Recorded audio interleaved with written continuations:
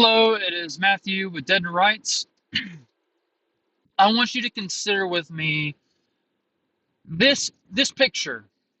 There are two buildings being built, both by the same company, both equally important in the company's financial success and well-being for their continuation as a company.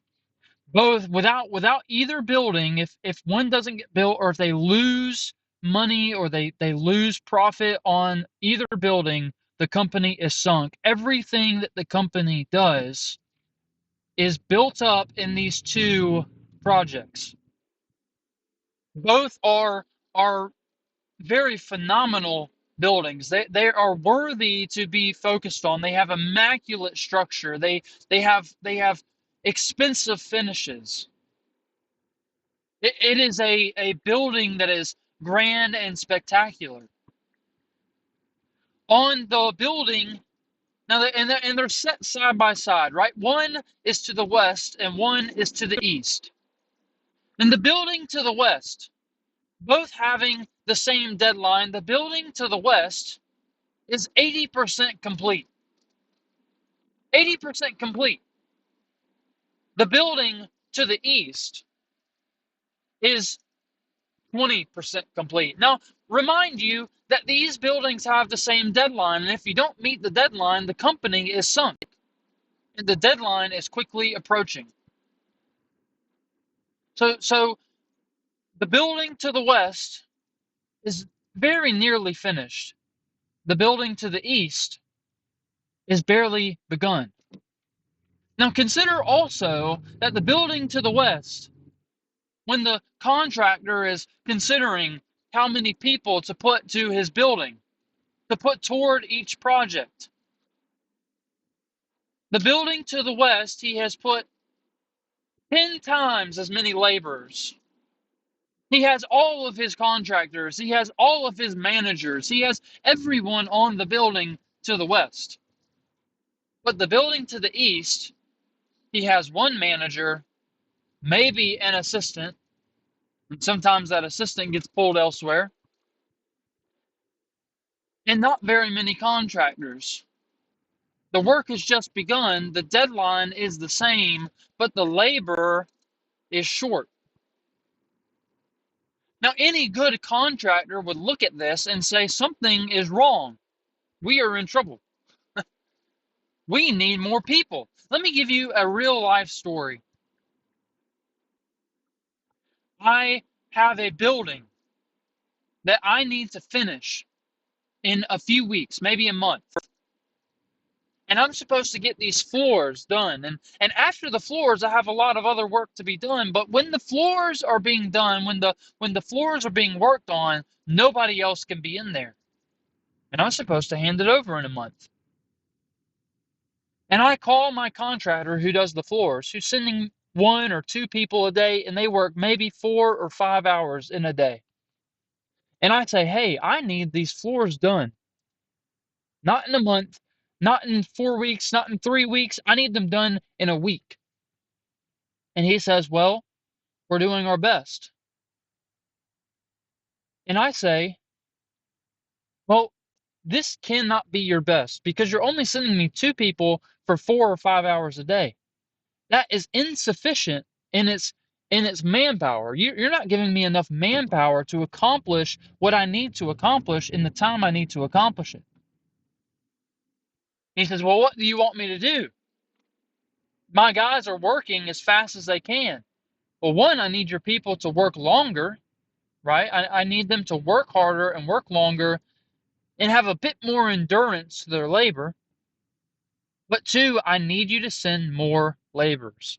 I need more people. Because if you want to get the job done in the time that I need, then you need to send me more people.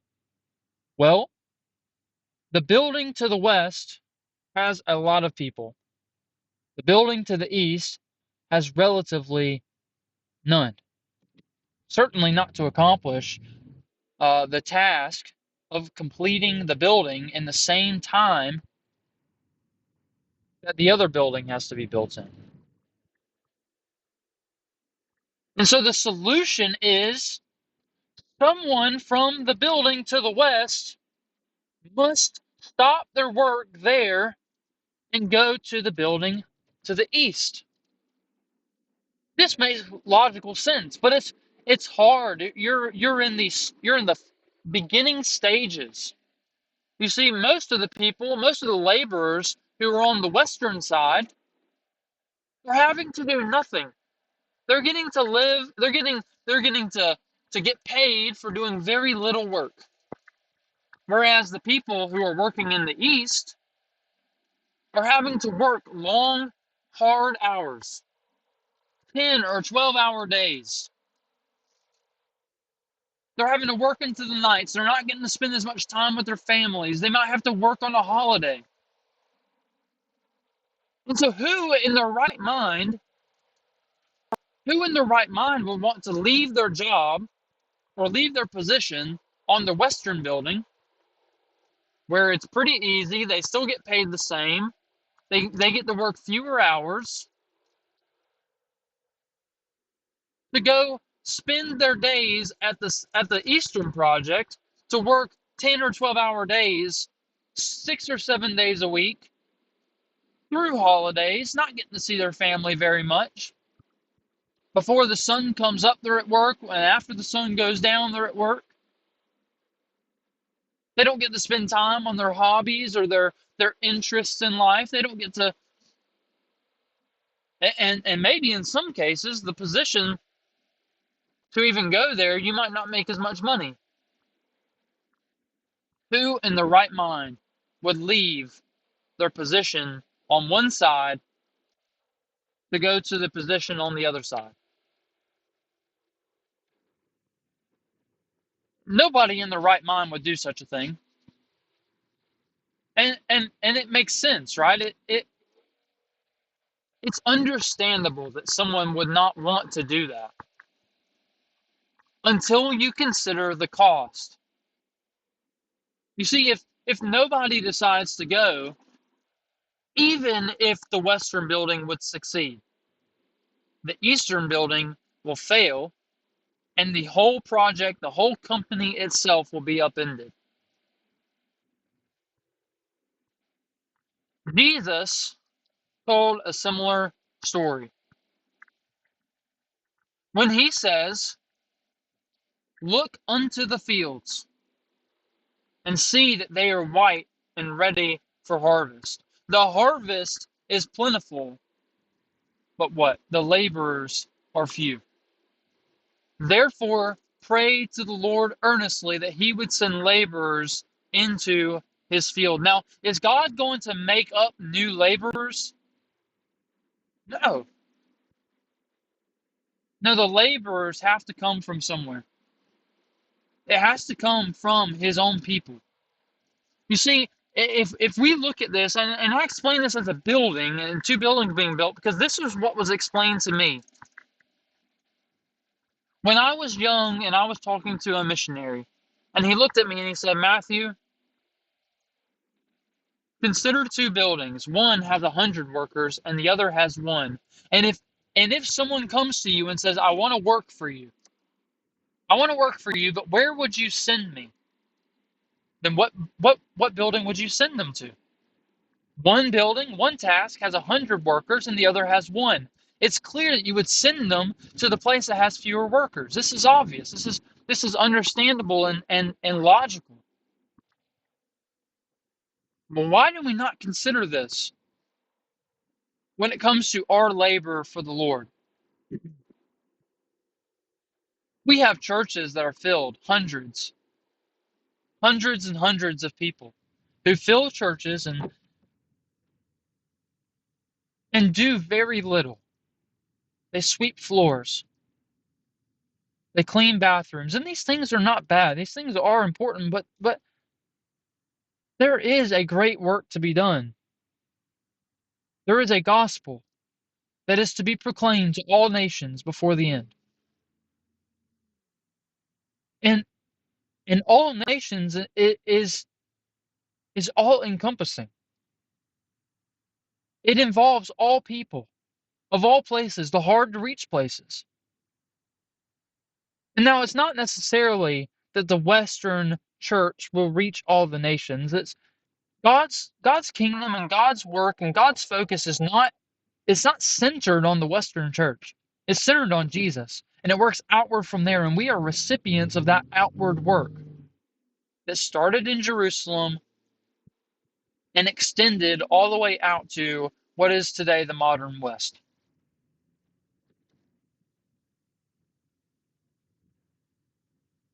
But we cannot consider that we are not a part of that. That when God looks out to the fields and sees white harvest ready fields, but no laborers, are we exempt from his prayer? Pray to the Lord earnestly that he would send out laborers into his harvest?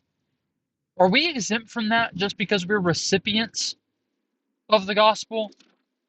No, I think that the call is for us too. You see, America has been blessed. It really has.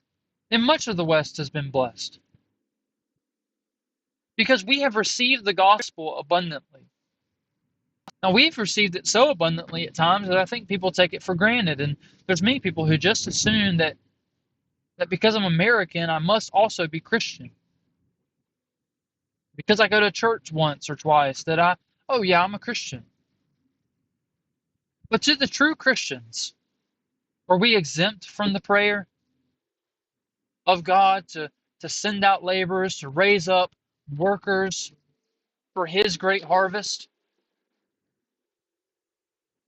Or is the prayer including us that we would consider whether it is for us that we are to leave the Western project that is full of workers who are doing nothing and getting paid much to do nothing,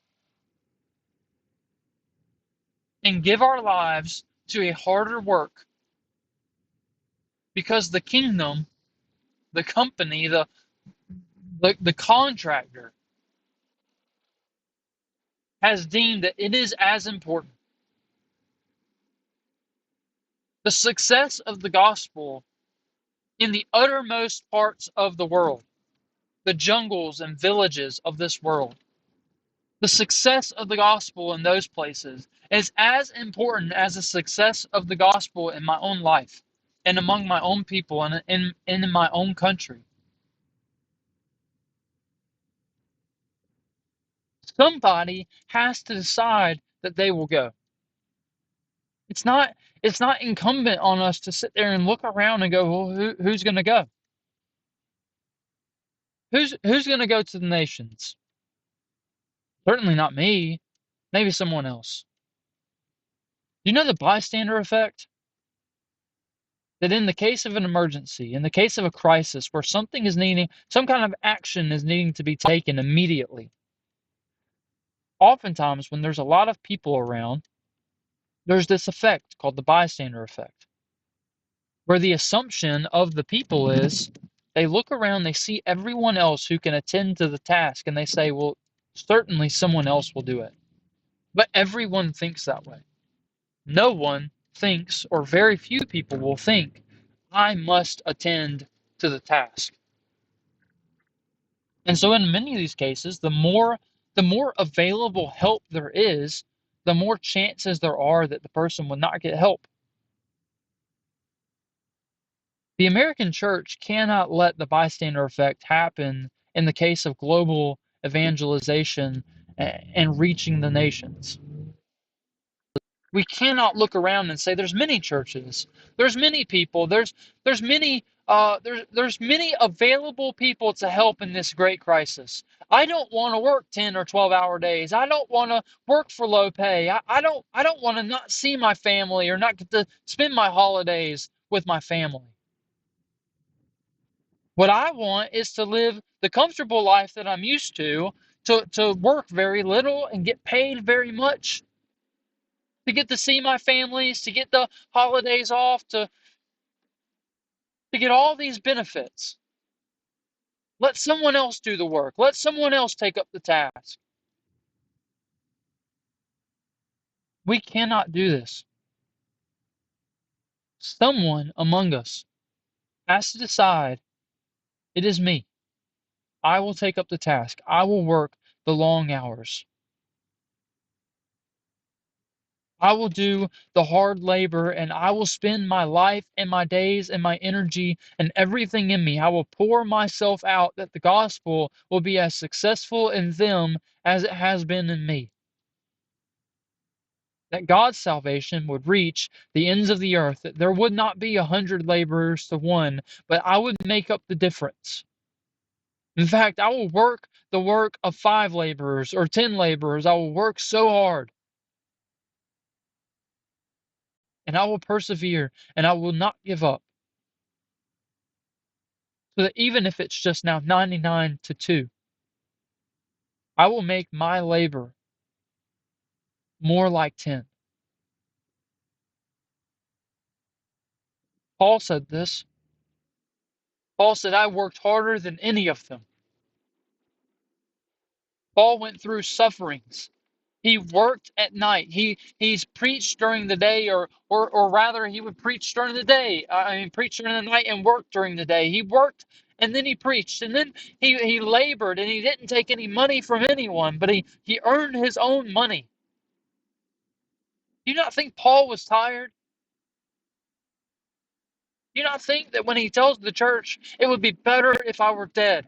I would enjoy it more if I were dead because it would be better for me. But rather for your sake, I know that I will keep on living. Was Paul not tired? Was he not spent? But do you know that I have received the gospel most likely because of the work of Paul?